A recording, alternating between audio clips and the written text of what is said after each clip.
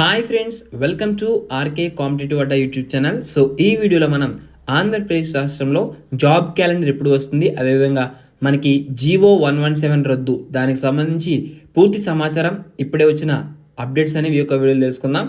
ప్రతి ఒక్కరు కూడా వీడియోని లైక్ చేయండి.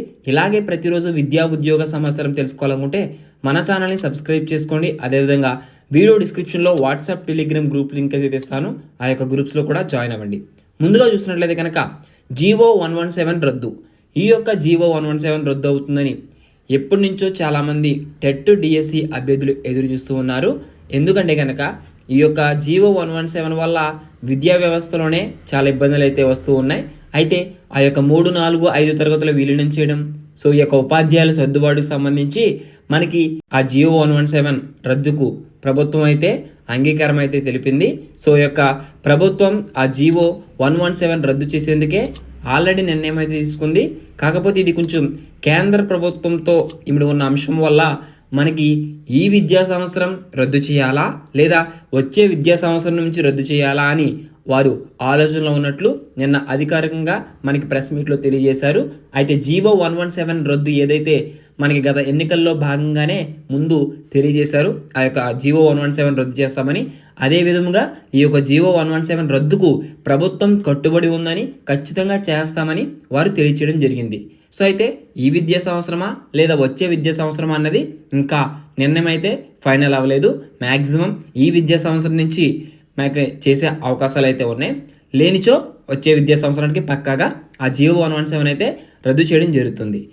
సో ఈ యొక్క జాబ్ క్యాలెండర్ అప్డేట్స్ మనం చెక్ చేసినట్లయితే కనుక సో ఏదైతే ఏపీపీఎస్సీ ఉందో ఆ యొక్క APPSC Andhra Pradesh public service commission ద్వారా ఉద్యోగాల భర్తీని జాబ్ క్యాలెండర్ విధానంలో చేపట్టాలని నిపుణుల కమిటీ ప్రభుత్వానికి సిఫార్సు చేయబోతుంది. అయితే ప్రభుత్వం ఏదైతే అధికారికంగా ఆమోదించిన పోస్టుల భర్తీ ఉంటుందో వాటికి ఆర్థిక శాఖ అనుమతి అవసరం లేదని, వివిధ శాఖల్లో ఖాళీల వివరాలు ఎప్పటికప్పుడు అందేలా కొత్తగా ఆర్థిక వ్యవస్థను ఏర్పాటు చేయాలని ప్రతిపాదిస్తుంది.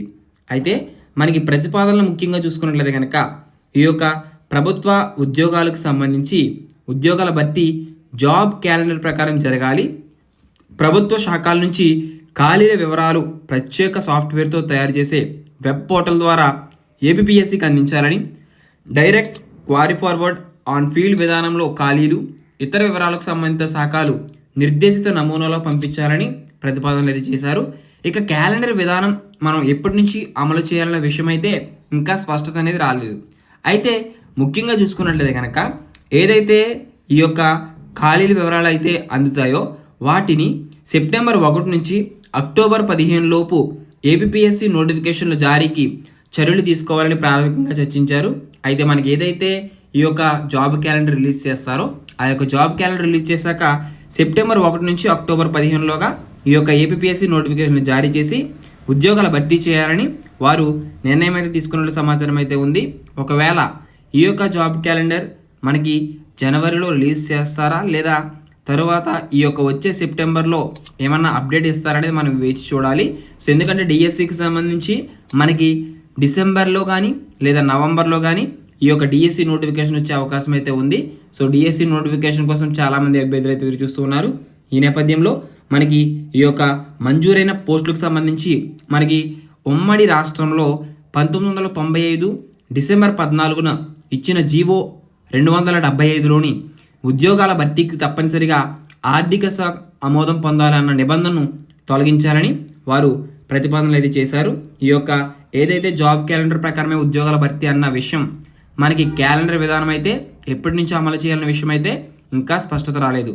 ప్రతి ప్రభుత్వ శాఖ ఖాళీల వివరాలు అయితే ప్రతి సంవత్సరం మార్చి 1 నుంచి ఏప్రిల్ 30లోగా సంబంధిత కార్యదర్శులకు పంపాలని, కార్యదర్శులు అయితే మే 1 నుంచి జూలై 31లోగా ఆమోదం తెలపాలని, ఆన్లైన్ ద్వారా ఈ వివరాలు అందిన వెంటనే సరే సెప్టెంబర్ 1 నుంచి అక్టోబర్ 15లోగా ఏపీపీఎస్సీ నోటిఫికేషన్లు జారీ చేయాలని ప్రతిపాదనలు అయితే చేశారు. సో ఏ అప్డేట్ వచ్చినా సరే మీకు మన ఛానల్లో పోస్ట్ చేస్తూ ఉంటాను.